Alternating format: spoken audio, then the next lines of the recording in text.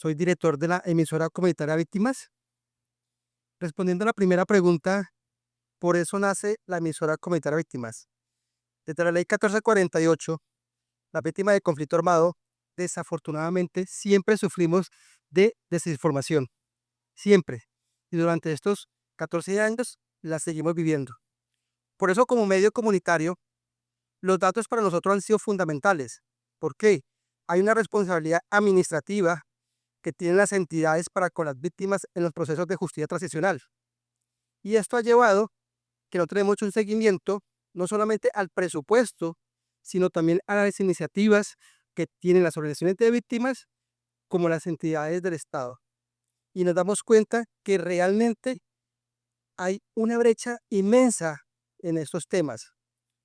Hoy en día existe una aplicación que se llama el tablero de los planes de acción territorial. Estos son unos datos que tienen que entregar cada municipio al ministerio y a la unidad para verificar cómo está el plan de acción territorial, que es un plan de desarrollo chiquito para las víctimas de conflicto armado en cada municipio. Hicimos ese trabajo en varios municipios de categoría sexta y lo comparamos con Bogotá y Medellín.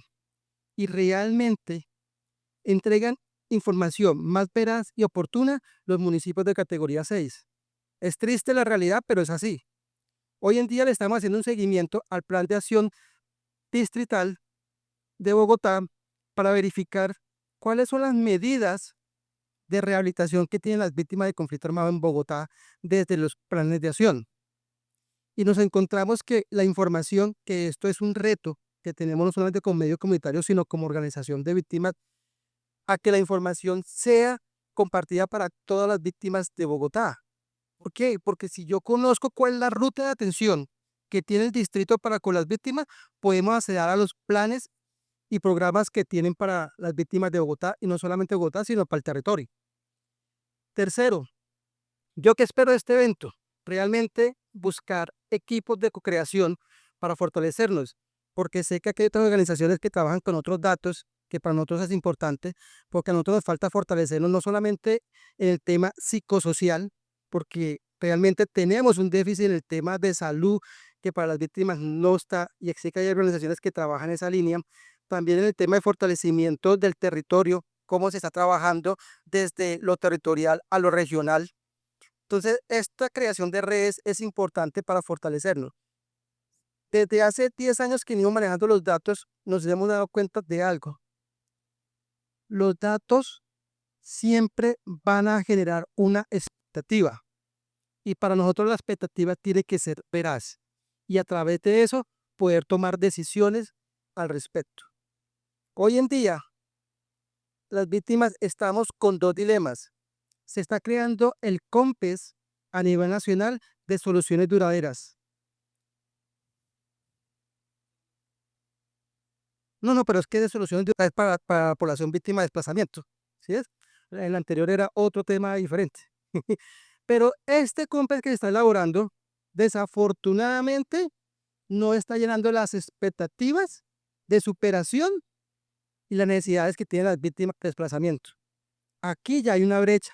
Desafortunadamente los datos anteriores no lo hemos podido comparar. ¿Y qué tan importante es? Porque ya tenemos una mesa de trabajo con organizaciones a nivel nacional para trabajar y hacer comparación. Como dice aquí el compañero, del segundo COMPES. Hay un COMPES, claro, de víctimas, pero ese no era de soluciones duraderas, era de otro COMPES enfocado en víctimas. Pero eso nos puede servir a nosotros como cuadro de comparación para verificar cómo están los datos de ese COMPES al COMPES que se viene a realizar hoy en día. ¿Sí? Y no solamente eso, sino que para cerrar, hay un tema importante, y es el seguimiento de las políticas públicas, especialmente la política pública de víctimas. ¿Cómo está en el territorio? ¿Cómo está en lo regional? ¿Y cómo están los departamentales? Entonces, para nosotros los datos es fundamentales día tras día. Gracias.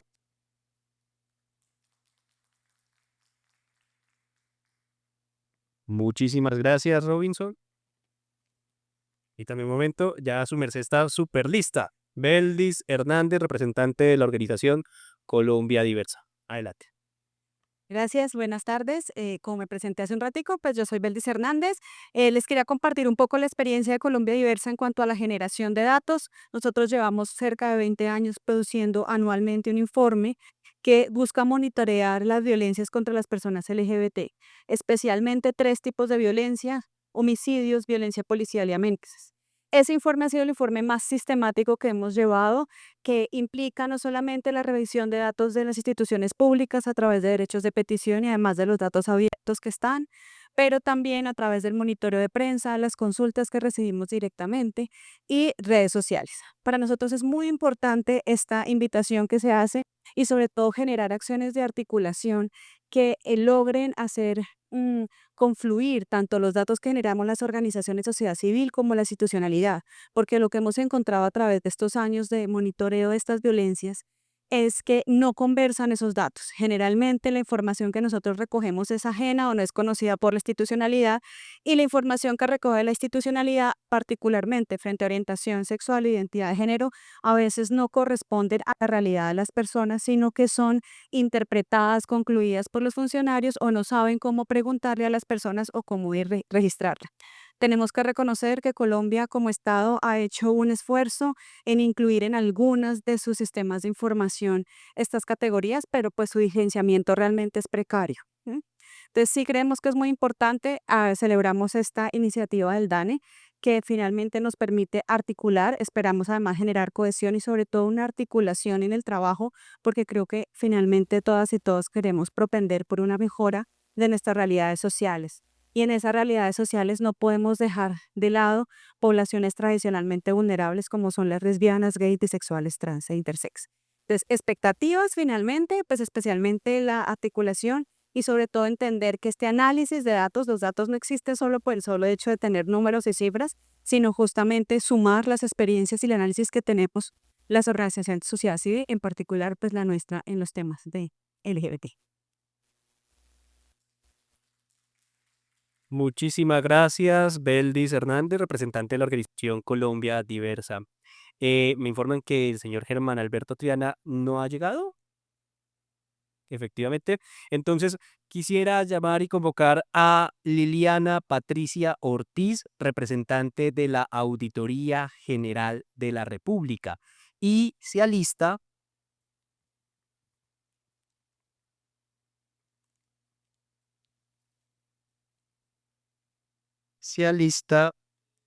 permítame un momento, y se alista Dailester Vaca Mena, representante del DANE. Muy buenas tardes para todas y para todos. Acompaña Liliana Ortiz y mi nombre es Johnny Cárdenas. Somos miembros de la Auditoría General de la República y estamos en el Observatorio de Política Pública de Control Fiscal. Hemos preparado esta oportunidad para compartir con ustedes qué hace la Auditoría General de la República en el país y en términos de datos que produce. Auditoría General de la República es un ente de control que audita, controla, vigila lo que hacen las contralorías del país. Es un órgano de control fiscal. En ese sentido, buscamos que las contralorías hagan bien su desempeño. Tenemos 67 contralorías en todo el país, más la Contraloría General de la República, que es el ente o la autoridad constitucionalmente que dirige el control fiscal en el país. Desde este punto de vista, tenemos tres procesos para llevar a cabo ese control, que es un proceso auditor, proceso de vigilancia, un proceso de responsabilidad fiscal, que es el que deriva de ese proceso auditor en caso de que se encuentren irregularidades, y un proceso transversal, que es un proceso de participación ciudadana. Con ese proceso buscamos fortalecer las capacidades de la sociedad para vigilar, denunciar y hacer control social a lo fiscal, a los recursos públicos. Entonces, es desde ese proceso que buscamos que la producción de datos alrededor del cuidado de los recursos públicos tenga utilidad para fortalecer ese control social que hace la ciudadanía. Ahora paso a mostrarles o a explicarles una experiencia exitosa del año pasado. La Contraloría General de la República, entidad que vigilamos, desde hace años viene desarrollando una estrategia que se llama Colombia, Compromiso Colombia. que en otras palabras es la vigilancia a los elefantes blancos. Los elefantes blancos, dícese de las obras inconclusas, obras de obra civil que queda en veremos y que pues, nos perjudica a todos porque son recursos que se pierden. La ley 2020 de 2020 le exige a todas las entidades que mensualmente esté reportando Contraloría y tiene una obra pública que esté financiada por ellos, por esa entidad, ¿sí? Entonces, lo que hizo la auditoría fue acudir a la Contraloría. Tienen un departamento de información y reacción inmediata que tecnológicamente es muy poderoso, se llama la Diari. Entonces les dijimos, déjenos ver su reporte, su base de datos de obras inconclusas.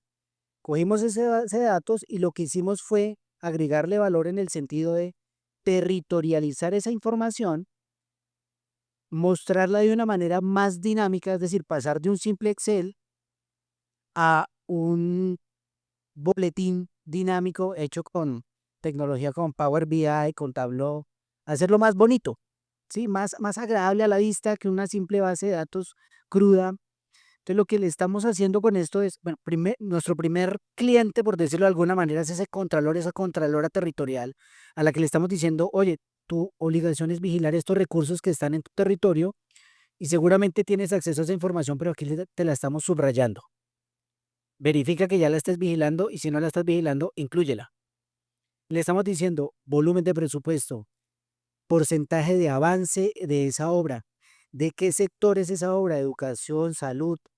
Ok, eso por un lado fortalece el control fiscal desde el punto de vista de la función pública, pero esa información también la hemos entregado a las organizaciones de la sociedad civil, a los comités de control social que deben promover por ley las contralorías, y de la mano de entidades como, bueno, ya no existe, USAID, y con el Ministerio de las TIC, postulamos estas iniciativas para que fueran conocidas en todo el país y a nivel internacional. Y que pues hubiera querido mostrarles, los invito a consultar la página web de la auditoría, www.auditoria.gov.co, van al observatorio, Observatorio de Política Pública y Control Fiscal, y en el observatorio ponen control fiscal en cifras o analítica del control fiscal. Y ahí encuentran esa publicación. Es de fácil acceso y pues ha sido de muy buen recibo por parte de la ciudadanía de las comunidades. Última práctica con la Universidad Nacional, no sé si esté presente, se lleva a cabo desde hace varios años la Cátedra Ciudadanía y Transparencia y Lucha contra la Corrupción. Allí llevamos esta práctica, le enseñamos a los estudiantes y a las personas que se inscriben a consultar nuestro aplicativo CIA Observa. Hagan de cuenta que es el SECOP, pero con recursos de los municipios, o sea, la contratación de los municipios. Le enseñamos a la gente a hacer la analítica de esos datos y con esos datos poder generar productos publicitarios que promocionen esas circunstancias irregulares en la contratación pública. Muchísimas gracias. Muchísimas gracias a la Auditoría General de la República, por supuesto, a los representantes que nos acompañan el día de hoy. A continuación, entonces, quisiera que se acercara Dailester Mena, representante del DANE, y por favor se alista Omar Cordero, representante de la Corporación Proceso de Unidad Popular del Suroccidente Colombiano. Muy buenas tardes para todos. Bueno, ya me presentaron. Mi nombre es Dailester Bacamena, soy la representante y la referente de estadística capitales del DANE en el departamento del Chocó. Bueno, principalmente la invitación que recibí era para venirles a compartir sobre el proyecto de Partera Vital. Es un proyecto que se está llevando a cabo en el departamento del Chocó y ya en algunos otros departamentos de Colombia con respecto a la certificación de hechos vitales de nacimientos y de funciones en comunidades étnicas.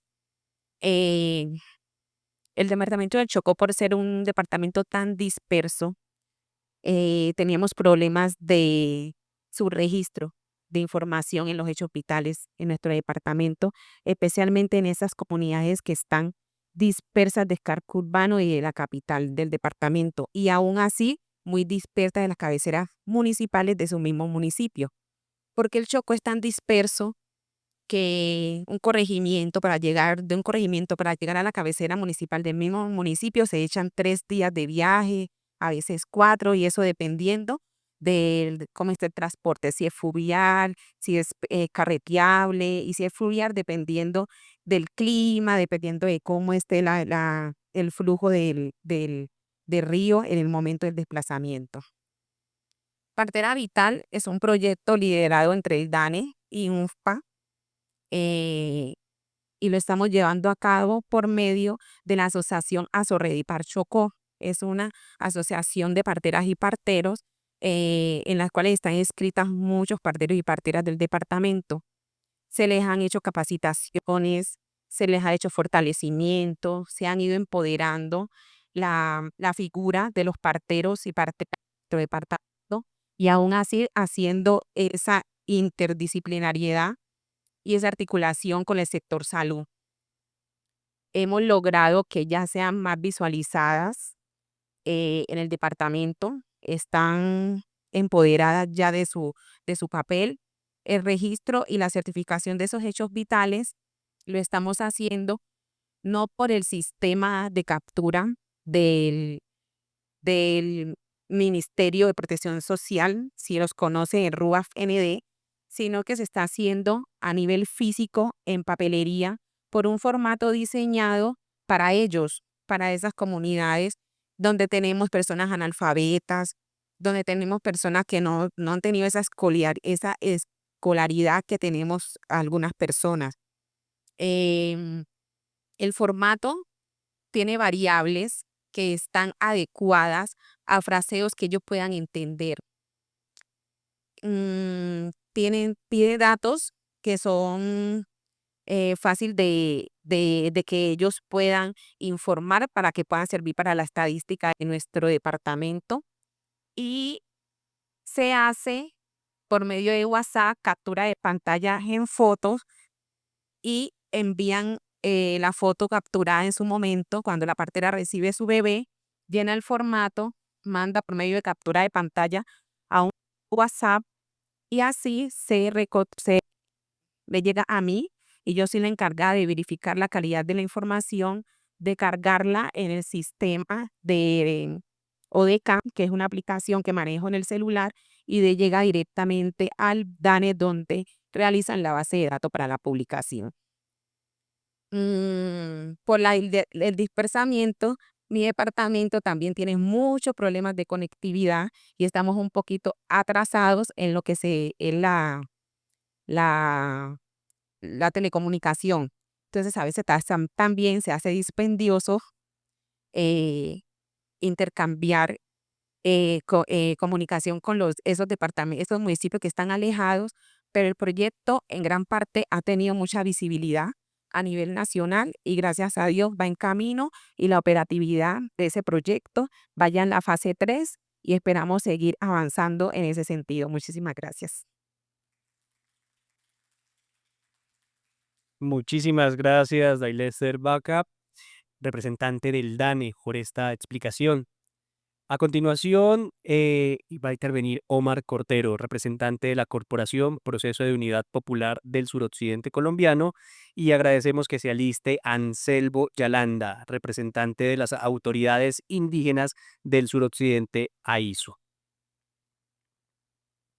Gracias, muy buenas tardes a todos y a todas, gracias por el espacio, con la intención pues de que esto sea supremamente constructivo como lo hemos venido haciendo hace rato ya con el DANE. Empezaremos recordando que nuestro accionar empezó por ahí en el 2014 con el Censo Nacional de Población y Vivienda. Bueno, soy del Proceso de Unidad Popular del Suroccidente Colombiano, somos 5 momentos en el suroccidente, ya llevamos 25 años de trabajo alrededor de la problemática de clase, especialmente el campesinado. Tenemos también población indígena del norte del departamento del Cauca, viviendistas de 4 ciudades, y estamos en este proceso pues ya hace años de visibilización del campesinado.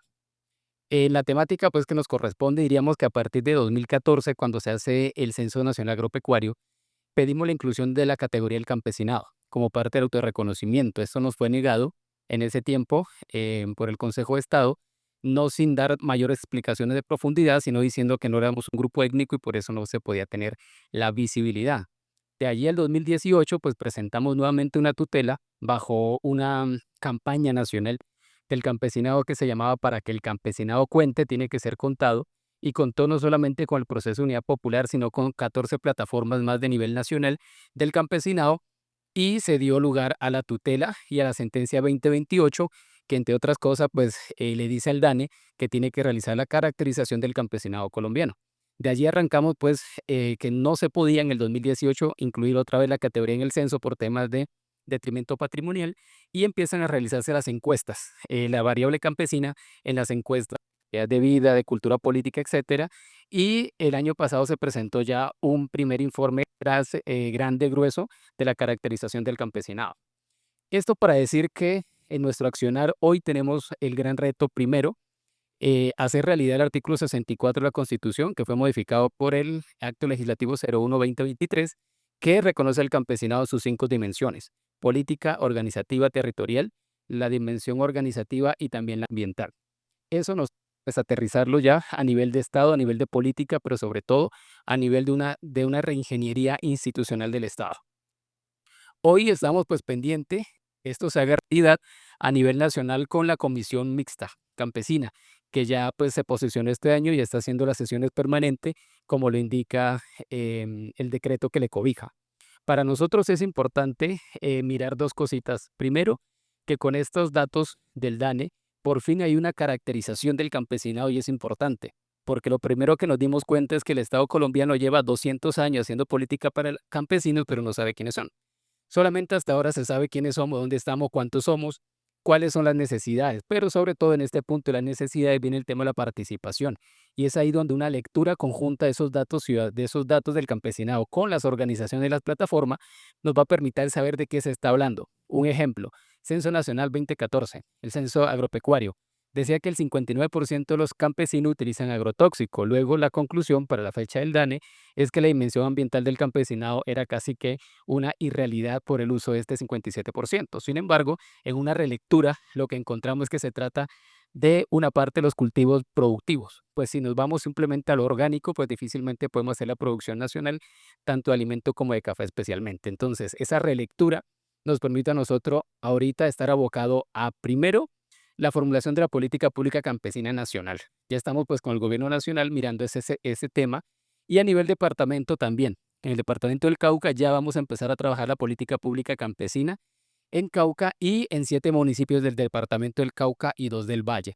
En este momento nosotros podemos decir que gracias a este trabajo conjunto, porque ha venido conjunto, no solamente por la sentencia 2028 que obliga al DANE a que se siente con nosotros, sino por una mayor aceptación de parte de la institucionalidad, para que esa coordinación sea permanente y no sencillamente obligado por la Corte como inicialmente pasó en el 2018. De allí que nosotros exigimos que ojalá se haga realidad esa promesa que nos hicieron hace 2 años del conteo intercensal, aquel que se realizaría entre 2018 y 2028, porque pues cambió la población colombiana debido a la migración y al COVID 2020.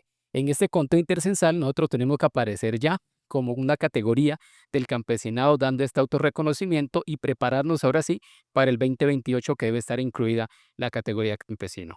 Ya no más el campesinado por definición o por negación. Hasta antes de esto el DANE sí tenía estadísticas campesinas, pero se definía todo aquel que estaba en el rural disperso y que no se identificaba étnico, es decir, el campesinado ni siquiera tenía el derecho a autorreconocerse, sino que por descarte de lo que no era, estábamos siendo incluidos en esas políticas. Estamos aquí entonces pendiente de poder continuar ese trabajo de manera conjunta y el aprendizaje que de este evento se saque. Muchas gracias. Muchísimas gracias, Omar Gordero, representante de la Corporación Proceso de Unidad Popular del suroccidente colombiano.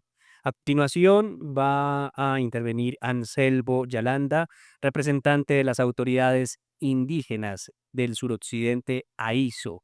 Y le agradecemos se vaya listando Jair Bolívar Pavoni, representante de la Corporación de Sociólogos de la Universidad Autónoma Latinoamericana. Pai, un guapaís, un baleiguar. Espero me hayan escuchado en nuestro inglés. Agradecerlo a a la Madre Tierra y a nuestros dioses por permitir hoy compartir. Pues queremos que avancemos en esa construcción de cambio en un país multicultural, biodiverso, pero que nos reconozcamos, que somos iguales, somos seres humanos, con diferencias de pensamiento, pero y habla, ¿no? Entonces, de eso pues quería decirle, esa sección pues tenga participación directa de los pueblos indígenas. Muchísimas gracias.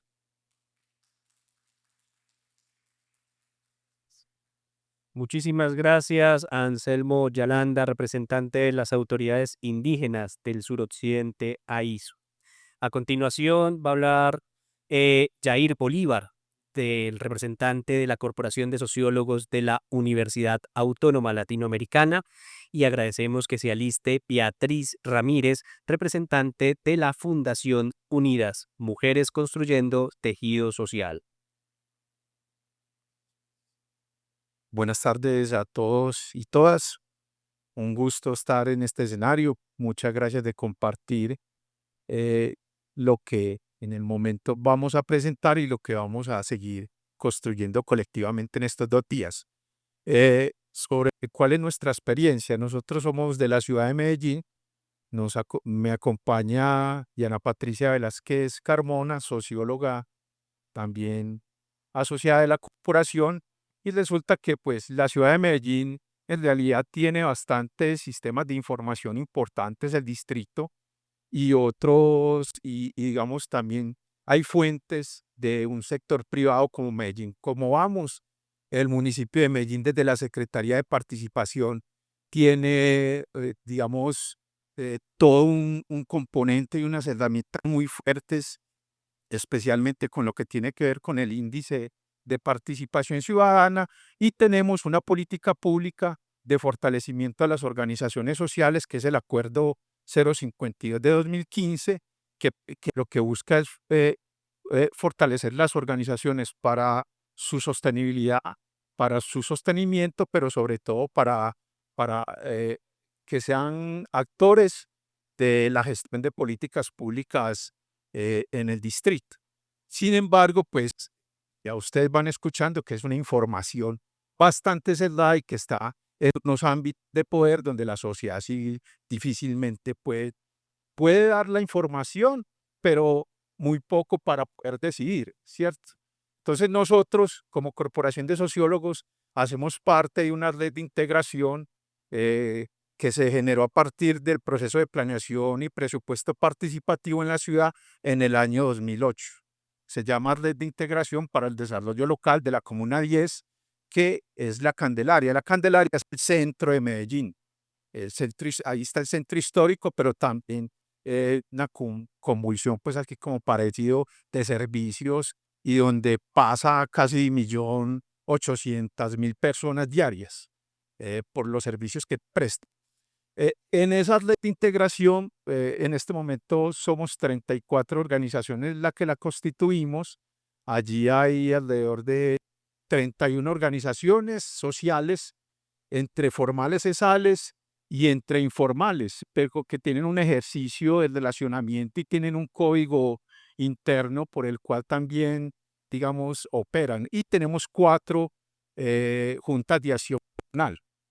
Desde al menos unos 10 años venimos, del 2008 hacia acá, haciendo unos planes de trabajo para el fortalecimiento de las organizaciones, haciendo gestión y sobre todo buscando fuentes de inversión en el proceso de planeación local, en el proyecto y en el plan de desarrollo de la Comuna 10. Pero quiero detenerme en una actividad específica. Hay un pilar que le hemos denominado el pilar de fortalecimiento de organizaciones, y allí hemos venido desarrollando una herramienta diagnóstica desde alrededor de unos 7 años. Ya hemos avanzado, tenemos el formulario, tenemos los 5 componentes que anualmente hacemos con las organizaciones o que nos aplicamos todos allí, y a partir de allí vemos el estado en que estamos y también formulamos planes de mejoramiento hacia las próximas vigencias. Un poco lo que buscamos nosotros con esta experiencia y en el compartir es que esa herramienta se pueda seguir consolidando y que sea libre. O sea, que cualquier organización social pueda aplicar la herramienta, pueda hacer su diagnóstico y que también pueda hacer sus planes de mejoramiento. Porque para terminar, esto lo venimos haciendo en varios de los planes de trabajo, pero es una inversión que es supremamente costosa, porque además ni siquiera la pueden hacer las organizaciones sociales. Ahí parte de lo que les hablaba de los ejercicios de poder. No son válidos los diagnósticos que ustedes hacen o no tienen la técnica, entonces hay que hacerlo con una universidad.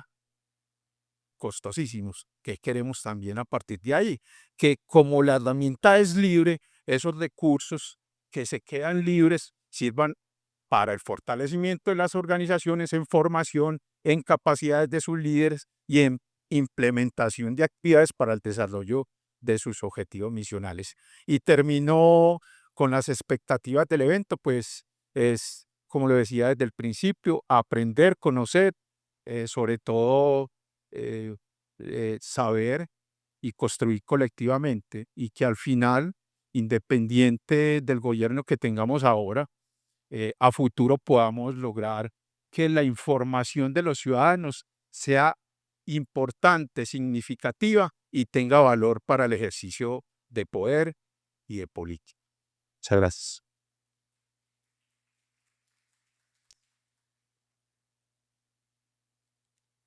Muchísimas gracias, Jair Bolívar, representante de la Corporación de Sociólogos de la Universidad Autónoma Latinoamericana.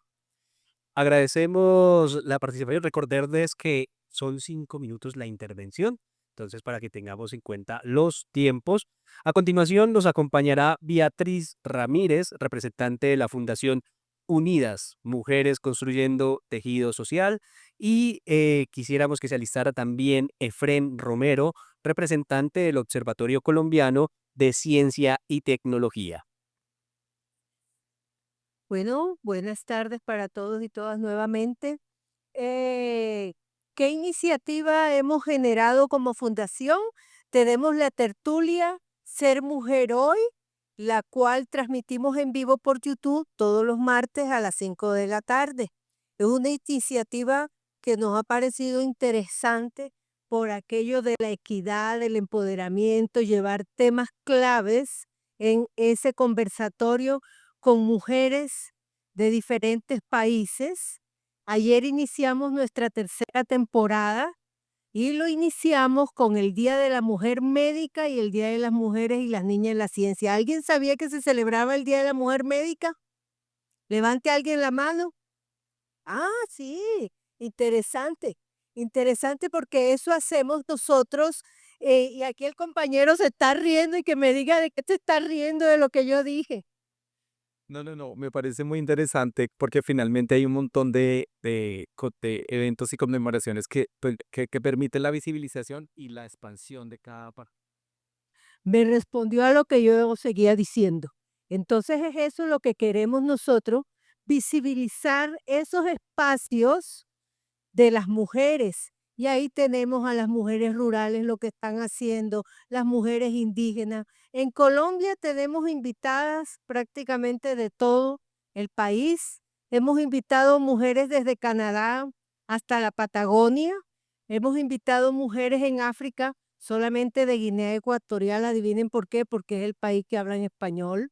Y tenemos también invitadas de Noruega, de Francia, de Italia, de Alemania. Entonces consideramos que estamos llegando a un impacto interesante. Y cuando abarcamos a esas mujeres de otros países, también estamos visibilizando a esas mujeres que están saliendo del país a emprender, a esas mujeres que decidieron salir del país a hacer empresa. ¿Y cuál es el impacto? Bueno, no tenemos unos datos cuantitativos, contar, no, pero cualitativamente pensamos que si ya llegamos a la tercera temporada, estamos haciendo un impacto en la comunidad. Eso lo consideramos nosotros como fundación, porque no somos una fundación existencialista, no llevamos mercaditos, no, pero sí llegamos a colegios, a universidades y con esta iniciativa de la tertulia le estamos dando voces a las mujeres del territorio. Mire, hemos tenido mujeres del Guainía, del Putumayo, que logran conectarse, mujeres de la Alta Guajira. Entonces, ayer, por ejemplo, teníamos 2 mujeres, una médica cirujana, especialista en cirugía y en trauma, y teníamos una anestesióloga que, como ellas nos decían, son 2 especialidades donde son muy pocas las mujeres en ese ramo, ¿verdad? Yo no sé cuántas personas habían escuchado de anestesiólogas. Yo he escuchado muy poquitas y solamente a la invitada que tuve ayer en un territorio como Valledupar, ¿verdad? Soy de Valledupar, pero vivo aquí en Bogotá. Entonces, consideramos que ese es el espacio que nosotros estamos abriendo, esa iniciativa y bueno, con la tercera temporada que son 3 años que ya venimos trabajando en esta iniciativa visibilizando a las mujeres. Y para responder, ¿qué espero de este evento? Bueno, conocimiento, transparencia es importante, la transparencia de los datos y, y bueno, alianzas también. Considero que podemos lograr alianzas. Muchas gracias. Miren, los invito a suscribirse a mi canal de YouTube, ya que me queda un minuto. Es Beatriz Ramírez David. Eso nos ayudaría mucho a seguir visibilizando a las mujeres que invitamos y invitamos también hombres, porque con esto estamos sensibilizando también a los hombres en los temas de mujeres. Muchas gracias. Muchísimas gracias, Beatriz. Y bueno, a suscribirse entonces al canal. Eh, Agradecemos entonces la participación de Beatriz y queremos darle paso a Efrén Romero, representante del Observatorio Colombiano de Ciencia y Tecnología. Creo que no ha llegado, entonces vamos a continuar con Sandra Joana Castellanos, representante de la Unidad de Planeación Minero-Energética, UPME, y le pedimos el favor que se aliste Sandra Lucía Moreno, representante del Instituto Nacional de Medicina Legal y Ciencias Forenses.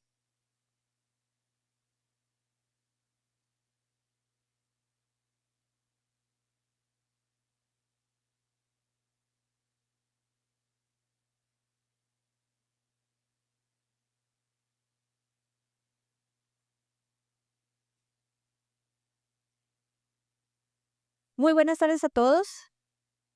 No soy Sandra, soy Joana. Mucho gusto, me alegra saludarlos por aquí. Vengo de la Unidad de Planeación Minero-Energética. Quiero que pasen una encuesta. ¿Quién sabe qué es la Unidad de Planeación Minero-Energética? Unidad de Planeación Minero-Energética. Como el 10%. Listo.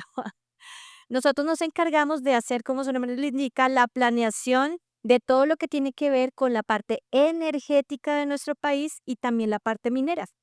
Y hemos venido aquí porque desde la subdirección en la que yo estoy, que dirijo, tenemos todo el tema relacionado con los datos que queremos hacerlos llegar a la ciudadanía. Entonces, manejamos algo que se llama el CIO sectorial, es decir, cómo nos ponemos de acuerdo desde el sector minero energético para disponer los datos con calidad, con eficacia, con eficiencia, pero lo más importante es que estén al servicio del ciudadano, de las comunidades, de todos los pueblos que tenemos en el país. Y en esto, el año pasado logramos avanzar en un proyecto muy interesante que llamamos el Geoportal Sectorial. El Geoportal Sectorial, que lo denominamos GPS, todos han trabajado con un GPS, ¿cierto? Tenemos en nuestro teléfono un GPS, ¿cierto? ¿Cuál usamos usualmente? Maps o Waze, ¿cierto? ¿Y qué hace un GPS? Nos ubica. Y por eso le hemos puesto este nombre de GPS, que además está entre nuestras siglas de Geoportal Sectorial, y es que queremos ubicar a las personas en cuáles son sus recursos mineroenergéticos, cómo podemos aprovechar nuestros recursos para mejorar un desarrollo económico, social, una diversificación productiva en nuestro territorio. Y queremos que este geoportal pueda tener los cruces. De hecho, ustedes entran, de hecho les invito a que lo consulten, quería mostrárselos, pero me dijeron, no puede presentar. Y yo, ay, está pero tiene varias funcionalidades. Una, ustedes entran y ven un mapa y pueden poner capas. ¿Y qué es eso de una capa? Es información. Tiene en este momento todos los proyectos de generación del país. Lo pueden cruzar con todos los títulos mineros del país, todos los pozos petroleros del país. Y si usted está en su localidad, lo puede filtrar por cuál es su municipio y saber cuáles son los recursos.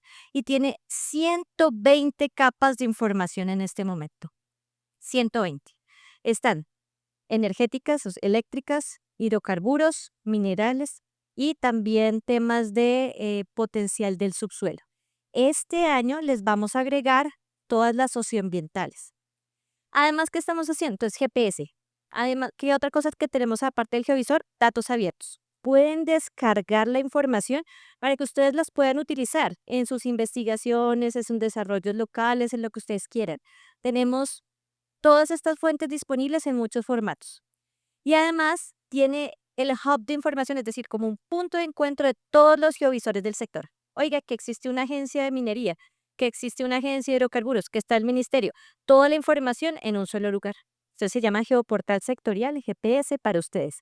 Adicionalmente, en la mesa tripartita de La Guajira, ¿cierto? Con nuestros compañeros indígenas, pero guayús en el norte, hemos desarrollado un geovisor solo para La Guajira. Todas estas capas, además con un diseño más amigable que tiene, y estamos trabajando con algunas otras entidades de la sociedad civil para incluir no solo lo energético, sino algo que nos decían los guayús.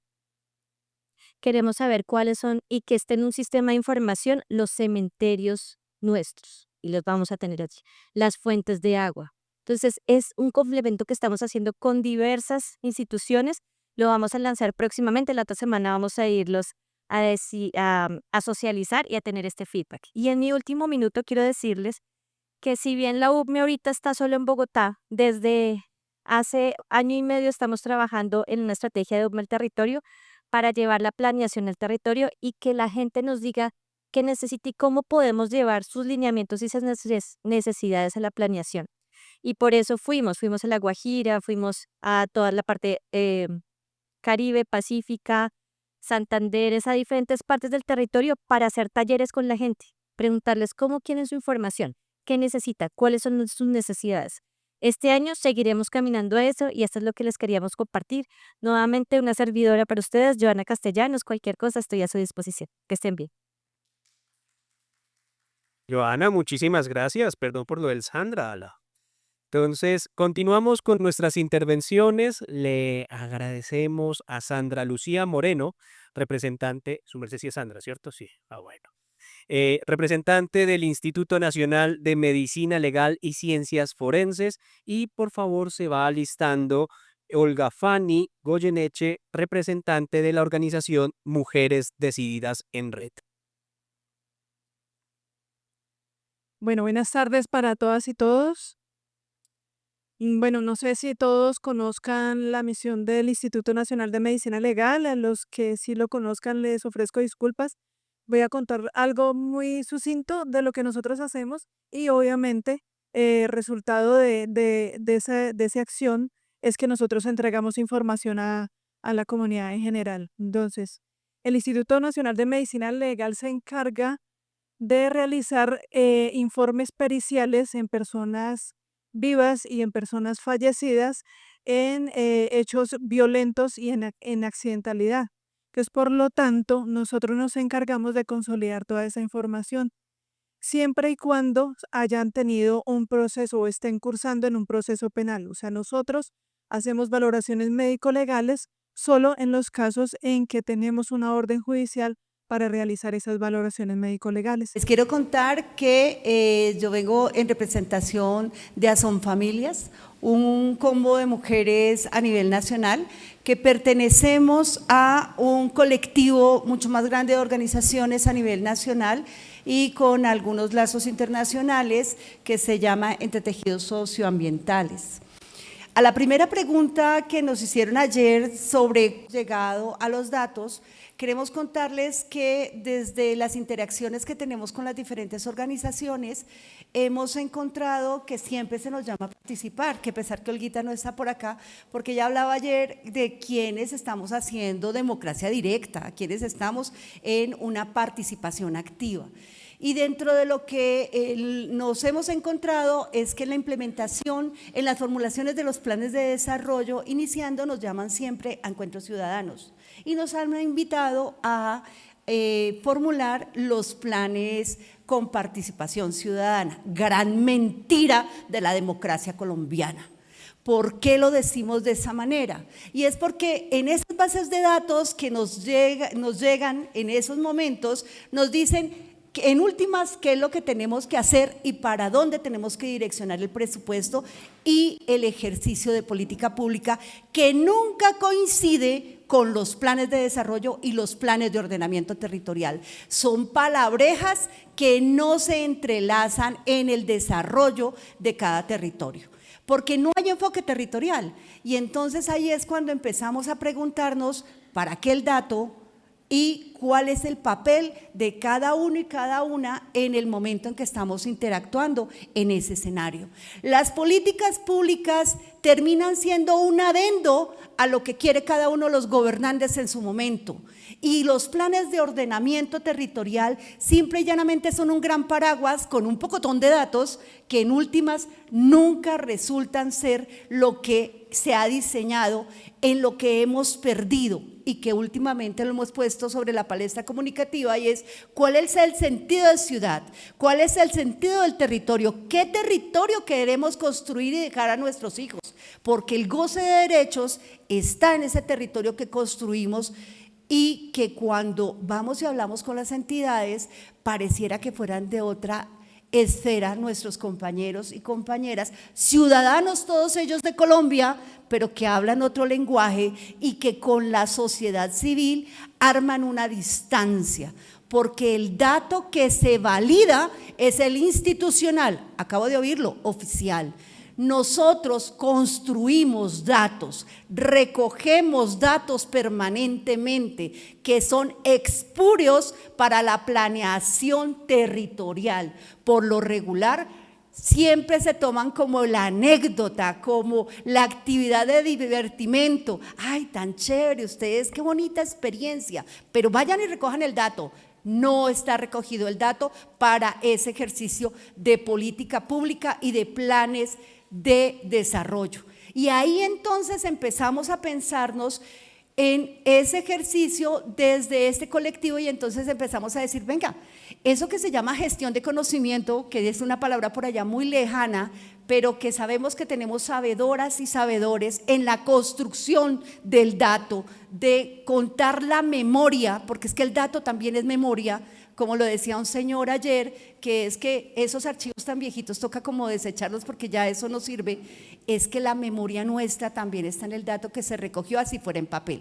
Listo, finalizo con decirles que hemos hecho un proceso de investigación con Habitante en Calle y aprovecho que hoy estamos en la casa del DANE para decirles que en la ciudad de Bogotá no nos sentimos identificados con el censo de las personas que viven en calle.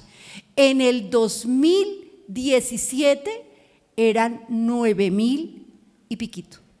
Y el año pasado, ¡qué sorpresa! Llegamos a 11,000 personas, pasamos la pandemia, tenemos migración, o sea, ¿qué fue lo que hizo Integración Social y el DANE para que ese dato estadístico invisibilice mucho más y victimice mucho más a las personas que habitan la calle? Pero ojo, que aquí también el concepto de situación de calle de quienes permanecen en la calle debe reivindicarse porque son demasiadas personas invisibles en el territorio. Y ahí nosotros empezamos a decir que tenemos que hacer unas alianzas mucho más fuertes, que tenemos que mirar cómo construimos la conceptualización, porque la de la institucionalidad no es la que vivimos, en la interseccionalidad que construimos desde las organizaciones sociales. Gracias.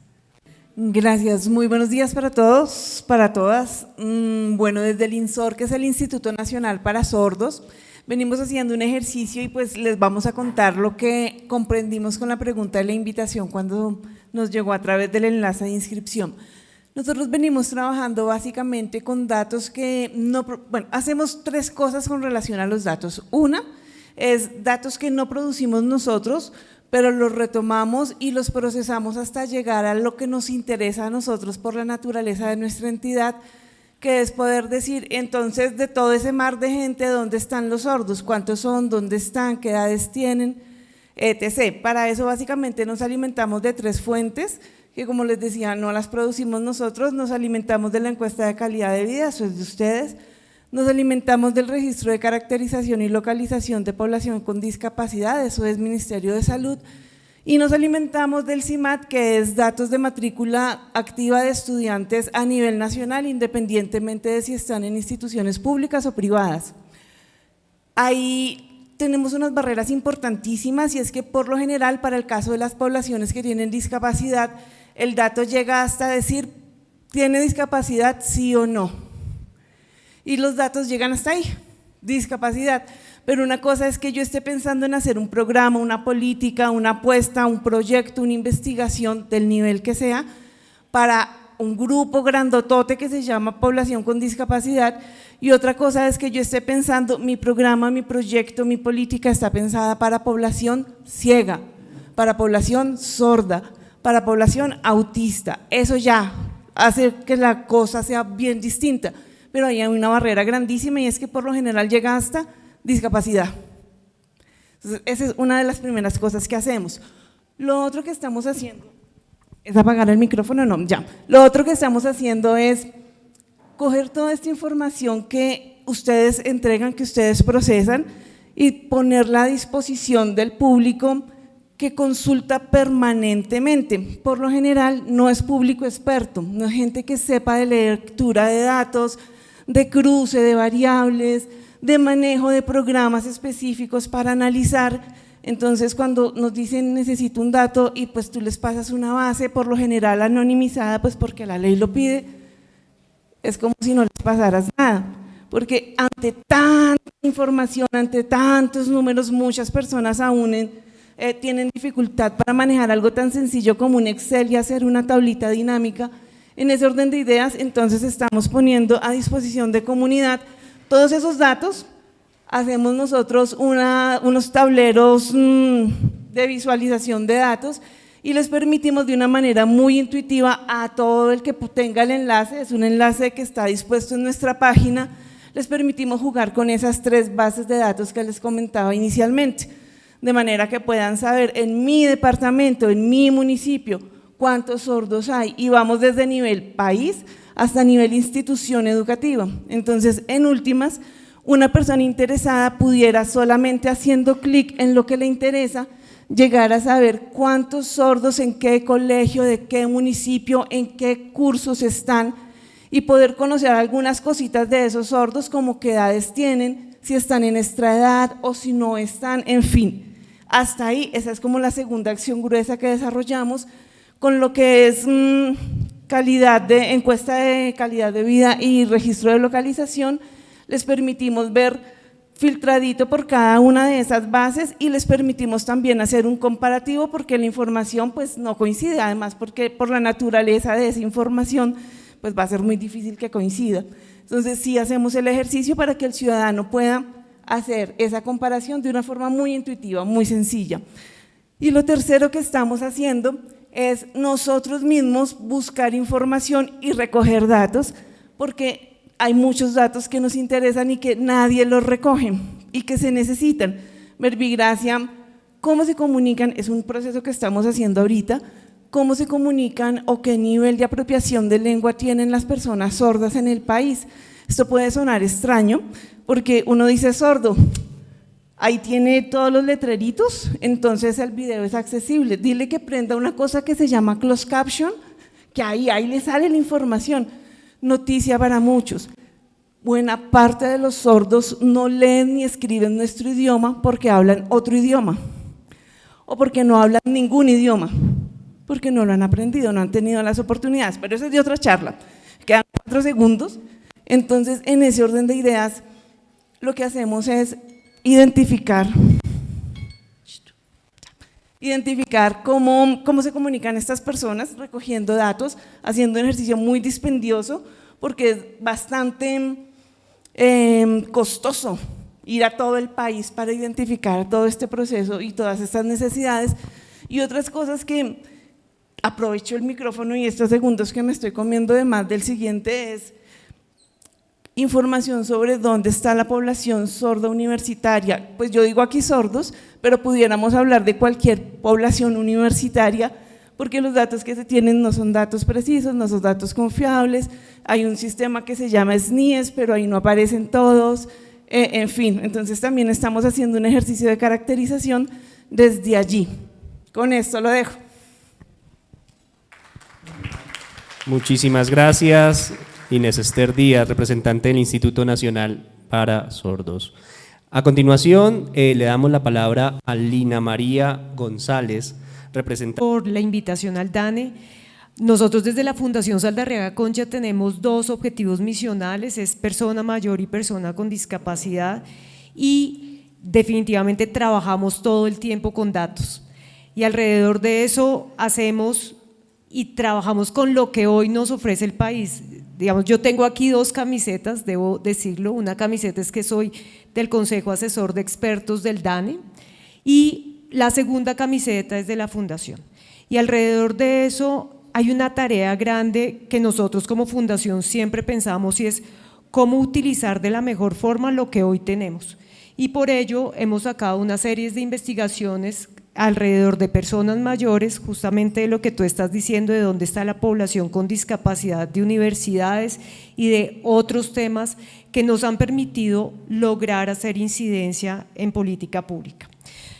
Un poco escuchándolos a ustedes, yo siempre creo que hay cosas que nos faltan, pero creo que también hay que reconocer dos cosas de nuestro país y lo vimos en el Foro Mundial de Datos. Lo primero, Colombia tiene unos datos muy buenos, creo que nos falta mucho lograr acceder a ellos y creo que es una tarea grande que tiene el DANE. Y la segunda es que los ciudadanos recogemos datos permanentemente y creo que estos espacios nos buscan enseñar cómo recogerlos bien y cómo llegar a incidir. Entonces, muchas gracias y estamos abiertos también para que nos visiten en nuestra página, nos puedan leer nuestras investigaciones, nos las critiquen, ¿sí? Nos digan cosas porque eso es lo que finalmente favorece los datos y es lograr evidencia para la acción. Gracias.